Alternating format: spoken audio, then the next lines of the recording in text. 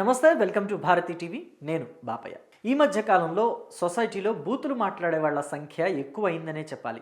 అసలు బూతులు మాట్లాడడం అనేది కొంత ఫ్యాషన్గా మారిందేమో అనే అనుమానం కూడా కలుగుతుంది. ఎందుకంటే అసలు సామాన్య ప్రజల్ని చూసి ఇన్స్పైర్ అయ్యి సినిమాలు తీస్తున్నారా, లేకపోతే సినిమాలు చూసి సామాన్య ప్రజలు ఇన్స్పైర్ అవుతున్నారా అర్థం కాని పరిస్థితి నెలకొంది. ఈ మధ్య చూసారా మీరు? అసలు సినిమాల్లోనూ వెబ్ సిరీస్లోనూ ఎన్ని బూతులు ఉంటున్నాయో.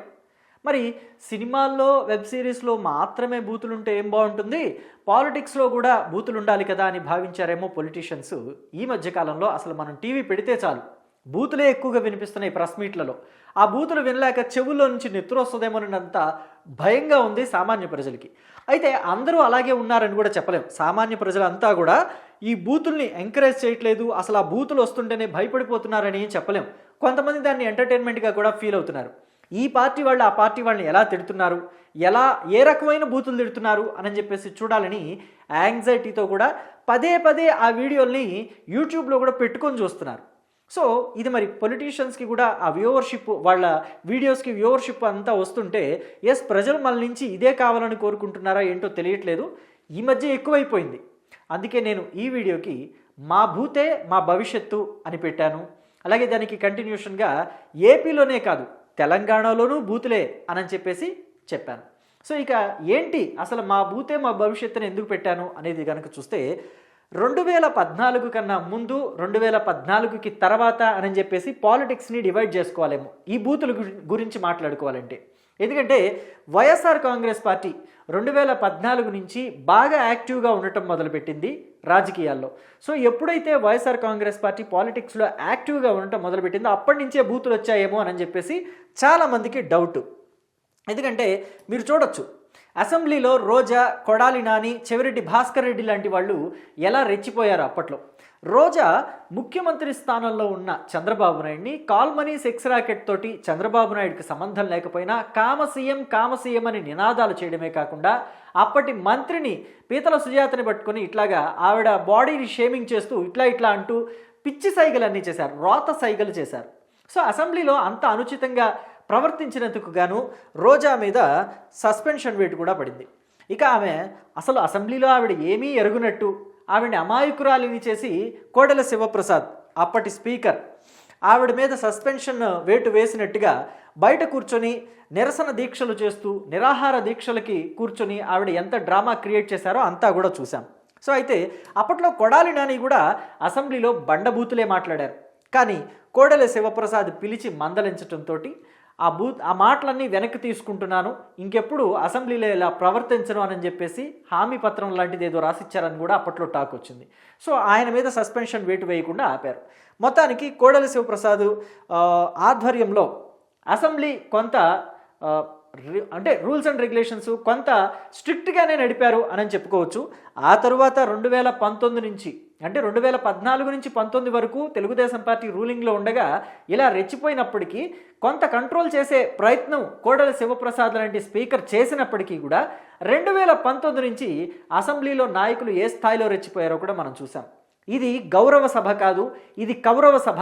మళ్ళీ గెలిచి ముఖ్యమంత్రిగా అయిన తర్వాత ఈ సభలోకి అడుగు పెడతాను అని చెప్పేసి చంద్రబాబు ఒక శపథం కూడా చేసి బయటకు వెళ్ళిపోవటం, తమ్మినేని సీతారాం పూర్తిగా అసలు వైఎస్ఆర్ కాంగ్రెస్ పార్టీ వైపు ఉండిపోయి స్పీకర్ చైర్కే అవమానం తీసుకొచ్చిన ఘటనల్ని కూడా మనం చూసాం, మన కళ్ళతో మనం చూసాం. ఎందుకంటే చంద్రబాబు నాయుడు సతీమణికి రాజకీయాలతో ఎటువంటి సంబంధం లేకపోయినా ఆవిడ విషయాల్ని అసెంబ్లీలో తీసుకురావటం, లోకేష్ పుట్టుక గురించి కూడా వైసీపీ నేతలు నీచంగా మాట్లాడటం, అవన్నీ మనం చూసాం. మనమే కాదు, ప్రజలంతా కూడా చూశారు. కేవలం పాత్రికేయులు లేకపోతే పొలిటికల్ అనలిస్టులే కాదు, ప్రజలంతా, రాష్ట్ర ప్రజలంతా కూడా చూశారు. అందుకే వైసీపీకి ఆ తీర్పు ఇచ్చారు 2024లో.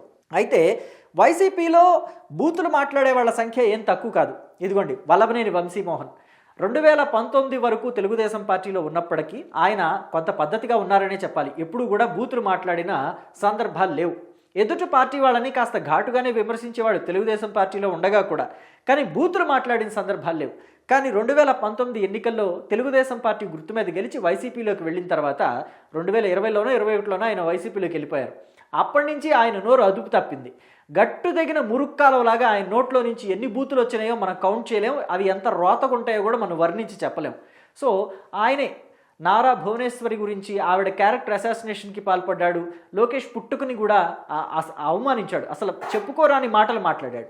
సో ఇక చూసుకున్నట్లయితే ఇంకొక మంత్రి, ఈయన వైసీపీలో మంత్రిగా అయ్యారు. కొడాలి నాని ఈయన ఇద్దరు కూడా మంత్రులుగా పనిచేశారు వైఎస్ఆర్ కాంగ్రెస్ పార్టీ హయాంలో ఒకే టర్మ్లో.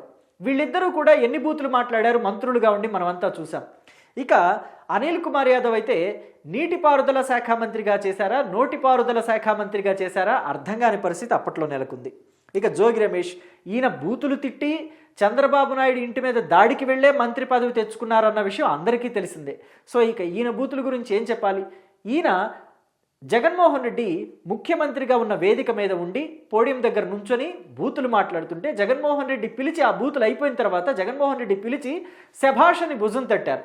అటువంటి పరిస్థితి వైఎస్ఆర్ కాంగ్రెస్ పార్టీలో ఉంది. అందుకే నేను టైటిల్ కూడా మా బూతే భవిష్యత్తు అని పెట్టాను. సో ఇక చూసుకున్నట్లయితే ఇది తెలంగాణకు కూడా పాకిందేమోనని అనుమానాలు కలుగుతున్నాయి. తెలంగాణలో అసలు బూతులే లేవా అంటే ఉన్నాయి, కాదనట్లేదు. తెలంగాణలో కూడా రాజకీయ నాయకులు బూతులు మాట్లాడిన సందర్భాలు అనేకం ఉన్నాయి, కాదంటలేదు. కానీ వైఎస్ఆర్ కాంగ్రెస్ పార్టీతో స్నేహం, వైఎస్ఆర్ కాంగ్రెస్ పార్టీతోటి అనుబంధం బీఆర్ఎస్ పార్టీకి కూడా బూతులు బాగా నేర్పిందేమో అనే అనుమానాలు కలుగుతున్నాయి. ఎందుకని అంటే ఇదిగోండి, మనం ఇక్కడ చూసినట్లయితే కేటీఆర్ జగన్మోహన్ రెడ్డితో సహవాసం చేయటం వల్లనేమో ఆయనకు కూడా బూతులు అబ్బాయా అనే అనుమానం కలుగుతుంది. 2014 నుంచి 2023 వరకు 2014 నుంచి 2023 వరకు సుదీర్ఘకాలం పాటు 9.5 సంవత్సరాలు మంత్రిగా పనిచేశారు. అలాగే బీఆర్ఎస్ పార్టీకి వర్కింగ్ ప్రెసిడెంట్గా పనిచేశారు. ఇప్పటికీ వర్కింగ్ ప్రెసిడెంటే. కానీ గతంలో ఎన్నడూ లేని విధంగా బీఆర్ఎస్ పార్టీ వర్కింగ్ ప్రెసిడెంట్ మాజీ మంత్రి కేటీఆర్ నోటి నుంచి వస్తున్న బూతుల దుర్వాసనకి తెలంగాణ ప్రజల ముక్కు పుటాలు అదిరిపోతున్నాయి. చెవుల్లో నుంచి రక్తం వచ్చేసేంత పరిస్థితులు ఏర్పడ్డాయి. ఎందుకు అంత ఫ్రస్ట్రేషన్కి గురయ్యారు? పదవి పోగానే ఎందుకు ఇన్ని బూతులు? గతంలో తన తండ్రి కూడా బూతులు మాట్లాడారు కదా. కేసీఆర్ ఎప్పుడు బూతులు మాట్లాడలేదా? కేసీఆర్ తెలంగాణ నినాదంతో తెలుగుదేశం పార్టీల నుంచి బయటకు వచ్చిన వ్యక్తి. తెలుగుదేశం పార్టీలో ఉండగా ఎప్పుడు అలాంటి బూతులు మాట్లాడని వ్యక్తి. అయితే తెలంగాణ నినాదాన్ని భుజానికి ఎత్తుకుని ఒక పార్టీ పెట్టుకుని రాష్ట్ర సాధన కోసం పాటుపడ్డ వ్యక్తిగా ఆయన మీద చాలామందికి గౌరవం ఉంది. కానీ రాష్ట్ర సాధన ముసుగులో ఆయన ఎన్ని బూతులు మాట్లాడారు? రాష్ట్ర సాధన అనేది బూతుల వల్లే వస్తుందా? కాదు కదా.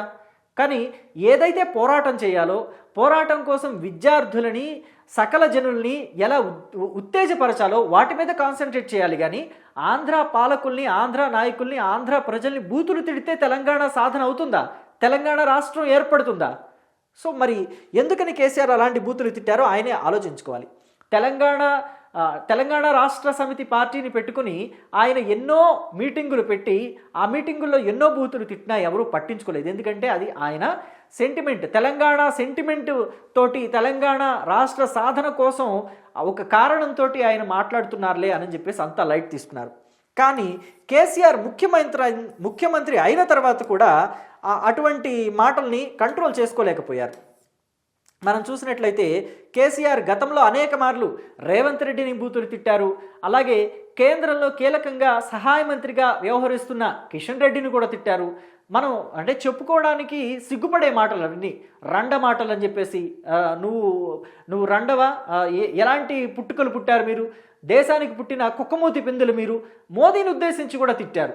అంటే ఆయనకి ఇష్టం వస్తే చంకనెత్తుకుంటారు, ఇష్టం లేకపోతే అధఃపాతాళానికి విసిరి పడేస్తారు. ఆ విసిరి పడేసేటప్పుడు ఇలాంటి బూతులు వస్తాయి కేసీఆర్ నోటి నుంచి. సో ఇప్పుడు అవే బూతులు ముఖ్యమంత్రిగా ఉన్న రేవంత్ రెడ్డి తిడితే మాత్రం బీఆర్ఎస్ పార్టీ వాళ్ళకి మింగుడు పడ్డం లేదు. కేసీఆర్ అన్న మాటే రండమాటలు మాట్లాడుతున్నావు నువ్వని కేసీఆర్ అన్న అదే మాటని ఇప్పుడు రేవంత్ రెడ్డి నువ్వు రండవు, నువ్వు సన్నాసివి అని చెప్పేసి కేసీఆర్ని తిడితే మాత్రం బీఆర్ఎస్ పార్టీ నేతలకి ఎక్కడ లేని రోషం, పౌరుషం పొడుచుకొస్తున్నాయి. సో మా తండ్రిని తిట్టారు కాబట్టి మేము కూడా బూతులు తిడతాం ముఖ్యమంత్రిని అని చెప్పేసి కేటీఆర్ రెచ్చిపోతున్నారు. ఇప్పుడు కేటీఆర్ ఎక్కడ లేని బూతులు ఈ మధ్య మాట్లాడుతున్నారు. సో ఇక హరీష్ రావు విషయం తీసుకుంటే కనుక నిజానికి హరీష్ రావుకి ఈ విషయంలో మెచ్చుకోవచ్చు. హరీష్ రావుని ఆయన కూడా ఉద్యమ సమయంలో పోలీసులు ఆయన పట్ల కొంచెం దురుసుగా ప్రవర్తించారనో, లేకపోతే పొరపాటుగానే ఆయన కాలు డోర్లో పడినప్పుడు, కారు డోర్లో పడినప్పుడు ఆయనకి కోపం వచ్చో ఏదన్నా కానీ మొత్తానికి ఆ టైంలో ఆయన బూతులు తిడుతున్న వీడియోలు బాగా వైరల్ అయ్యాయి. ఉద్యమ సమయంలో హరీష్ రావు పోలీసుల్ని బూతులు తిడుతున్న వీడియోలు బాగా వైరల్ అయ్యాయి. కానీ ఒకసారి సాధన అంటే తెలంగాణ రాష్ట్రం ఏర్పడిన తర్వాత ఆ తెలంగాణ పోరాటం అంతా అయిపోయింది, రాష్ట్రం ఏర్పడింది. హరీష్ రావు బీఆర్ఎస్ పార్టీ తరఫున, అంటే అప్పట్లో టీఆర్ఎస్గా ఉండేది, టీఆర్ఎస్ పార్టీ తరఫున మంత్రిగా కూడా ప్రమాణ స్వీకారం చేశారు. అప్పటి నుంచి హరీష్ రావు నోటి వెంట ఇప్పటి వరకు ఎవరూ బూతులు వినదైతే లేదు. ఈ విషయంలో హరీష్ రావుని నిజంగా మెచ్చుకోవచ్చు. బాధ్యతాయుతంగా కేవలం ప్రజా సమస్యల పట్లే మాట్లాడుతున్నారు. అయితే ఇది హరీష్ రావు నుంచి కేటీఆర్ ఎందుకు నేర్చుకోవటంలో అర్థం కావట్లేదు. ఆయన ఎందుకని దీన్ని హరీష్ రావు దగ్గర నుంచి నేర్చుకోలేకపోతున్నారనేది బీఆర్ఎస్ పార్టీ నేతలు కూడా ఆలోచించుకొని కాస్త కేటీఆర్కి ఈ విషయంలో సలహా ఇస్తే బెటర్గా ఉంటుంది. ఎందుకంటే రాజకీయాల్లో ఒకసారి తిట్టిన వాళ్ళని మళ్ళీ ఎదుటి పార్టీ వాళ్ళు కూడా అదే పదాలు ఉపయోగించి తిట్టడం వల్ల ప్రజల్లో ఎటువంటి మార్పు ఉండదు. వీళ్ళ పట్లేమి సానుకూలత రాదు, వాళ్ళ పట్లేమి వ్యతిరేకత రాదు. ఇద్దరికిద్దరు తయారయ్యారు, బూతులు తిట్టుకుంటున్నారుగా అనే మాటే ఉంటుంది ప్రజల్లో నుంచి. అంతే తప్ప వీళ్ళ మీద సానుకూలత రాదు, వాళ్ళ మీద సానుకూలత రాదు. వీళ్ళ మీద అదే వ్యతిరేకత ఉంటుంది, వాళ్ళ మీద అదే వ్యతిరేకత ఉంటుంది. సో ఇద్దరి పట్ల ఎటువంటి సానుకూలత ఉండదు. కాబట్టి కేటీఆర్ ఖచ్చితంగా ఈ విషయంలో నేర్చుకోవాలి. అంటే ఇక్కడ బీఆర్ఎస్ పార్టీ నేతలు మాత్రమే తిడుతున్నారు, కాంగ్రెస్ పార్టీ నేతలు తిట్టడం లేదంటే ఎస్, రేవంత్ రెడ్డి కూడా తిడుతున్నారు.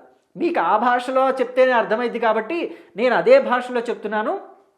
మీకు బూతు భాష మాత్రమే అర్థం అవ్వాలి.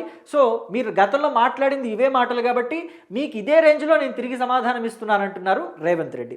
అలాగే బీఆర్ఎస్ పార్టీ నుంచి మరో నేత పాడి కౌశిక్ రెడ్డి. ఈయన ఐడెంటిటీ క్రైసిస్లో ఉన్నారో ఏమో అర్థం కాదు, కానీ చివరికి పోలీసులను కూడా మతం పేరుతోటి తొరకోడు అని చెప్పేసి దూషించారు పోలీసు అధికారిని. ఒక పోలీస్ అధికారిని మతం పేరుతోటి కూడా దూషించారు. ఇంకొక పోలీస్ అధికారిని అయితే నీకు సిగ్గులేదు థూ అని నేలకేసి ఉమ్ముతూ ఒక పోలీస్ అధికారిని ఆ స్థాయిలో అవమానించారు. మొన్ననే మనం చూసాం జాతర, సమ్మక్క జాతర విషయంలో మనం చూసాం పోలీస్ అధికారిని ఎంత అవమానించారో, తీవ్రంగా అవమానించారు.